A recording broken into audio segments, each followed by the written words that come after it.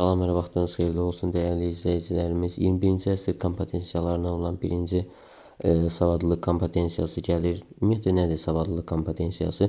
Savadlılıq kompetensiyasının tərifində deyir ki, yazılı və şifahi şəkildə təqdim olunan informasiyalar, fikirlər, arqumentləri anlamaq, onları şərh etmək, müxtəlif forma və üslublardan istifadə etmək bacarığıdır deyirik.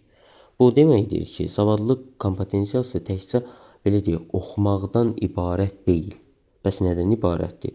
Deyir ki, sən həm qulaq asdığını, şifahi şəkildə qulaq asdığını, həm də oxuduğunu, yazılı şəkildə oxuduğunu, bütün hər şeyi başa düşməlisən. Onu öz sözlərindən ifadə etməlisən. Yəni bunu şərh etməyi bacarmalısan. Eyni zamanda deyir, yeri gələndə müxtəlif fərqli üslublardan, məsələn, elmi üslublardan və yaxud da sadə dildə danışmağı bacarmalısan. Yəni savadlılıq kompetensiyasının bir növ açılışı bundan ibarətdir. Bundan başqa burada deyir ki, bu kompetensiya təkcə mətni oxumağı deyil, mətnin məqsədini, ideyasını, eyni zamanda gizli mesajlarını anlamaq deməkdir. Baxın, bu nə deməkdir? Mətnin içində yazılan hər sözün arxasında mütləq şəkildə bir məna var. Savadlı şagird nə deyir? Burada başa düşməlidir ki, bu yazıcının dərdi nədir? Yəni yazıcı bu mətndə bizə nə demək istəyir? Şagird baxın bunu üzə çıxarmalıdır. Bu kimi suallar verməlidir və sətri altı olan o açar sözləri, o mənaları nə etməlidir? Üzə çıxarmalıdır. Onun mənasını tutmalıdır. Bundan ibarətdir. Daha sonra deyir ki, eyni zamanda öz fikrini auditoriyaya uyğun şəkildə yazılı və şifahi formada nə etməlidir? Çatdırmalıdır. Bu nə deməkdir?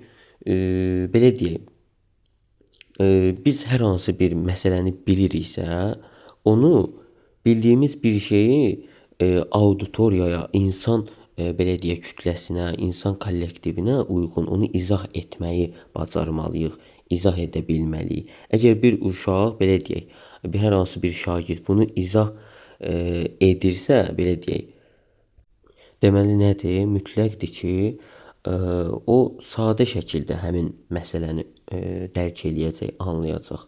Yox, əgər həmin informasiyanı, hər hansı bir məsələni mütəxəssis bir şəxsə izah edirlərsə, mütəxəssis bir şəxs auditoriya qarşısında bunu dinləyirsə, mütləqdir ki, burada elmi terminlərin anlayışını, elmi terminləri başa düşə bilər. Yəni, başqa sözlə desək, belə deyək, auditoriya qarşısında şagirdlərə izah verirsənsə, sadə dildə izah verməlisən, mütəxəssislərə izah verirsənsə, biraz mürəkkəb, biraz elmi dildə izah verməlisən. Bunu demək istəyir. Deyir ki, burada həm də müxtəlif mətn tiplərindən, yəni bədii, elmi, publisistik, media mətnləri, daha sonra deyir ki, rəqəmsal kontent və s. kimi deyir, işləmək, informasiyanı seçmək, həmçinin onu sistemləşdirmək bacarığı daxildir. Bu nə deməkdir? Müasir dünyada savadlılıq bilir ki, internetdəki rəqəmsal və televiziyadakı media məlumatlarını əhatə etməklə yanaşı, eyni zamanda bizə lazım olan məlumatları nə etməliyik? Tapmalıyıq. Həmçinin lazım olan məlumatların içərisində bizə daha dəqiq məlumatlar lazımdır. Burada lazımsız məlumatlar, çünki müxtəlif televiziya medialarında və yaxud da internet resurslarında o qədər məlumatlar paylaşılır ki, bunların içərisində reallığa uyğun olan da var, olmayan da var, lazımlısı da var, lazımsızı da var. Ona görə də biz lazımsız belə deyək, məlumatı, informasiyanı atmalıyıq, lazım olan məlumatı tapmalıyıq. Onları nə etməliyik? Deyir ki, sistemləşdirməlisiniz. Yəni onu hər hansı bir plan daxilində, sxem daxilində sistemli olaraq, ardıcıl olaraq nə etməliyik? Sadalamağı bacarmalıyıq. Daha sonra da burada nümunələr verir. Deyir ki, Azərbaycan dili dərsində burada nümunə çəkir. Deyir ki, şagird hekayəni yalnız səlis oxumaqla kifayətlənmir, personajların davranışlarını əsaslandırır. Bu obraz niyə belə davranır sualına cavab axtarır. Baxın, bu deməkdir ki, şagird burada sadəcə robot deyil.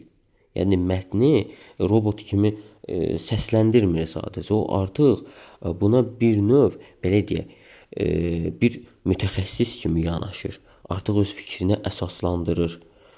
Artıq belə deyək, həmin mətndə olan hər hansı bir suala cavab axtarır.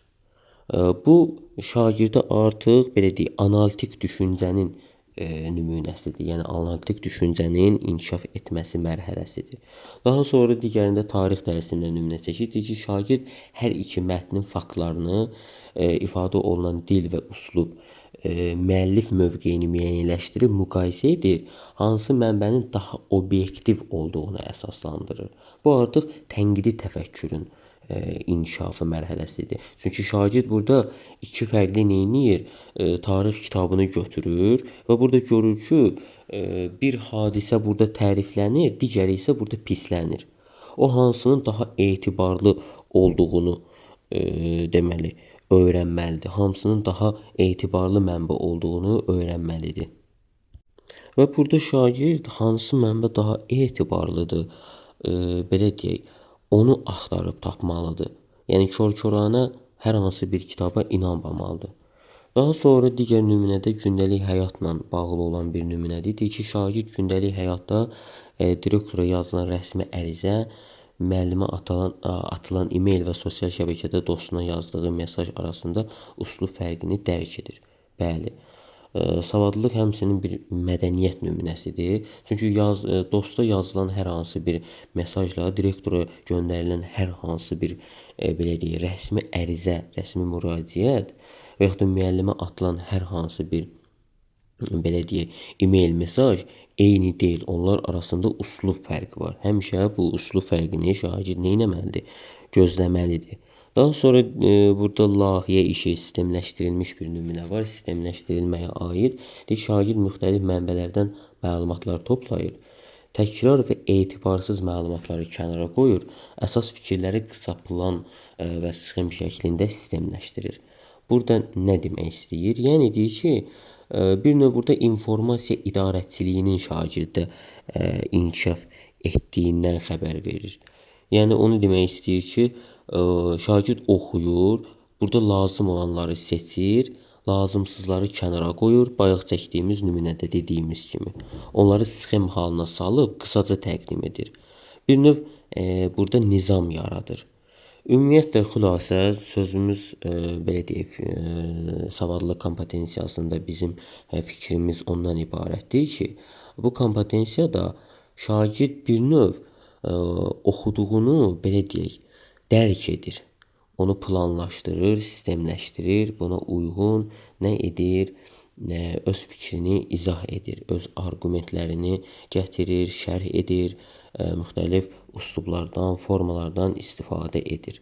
Yəni təkcə burada mətni oxumaqla kifayətlənmir, həmin mətnin məqsədini, əsas ideyasını, orada olan açar gizli sözləri belə deyir, anlayır və onun izahını verir. Bu olur artıq savadlılıq kompetensiyası.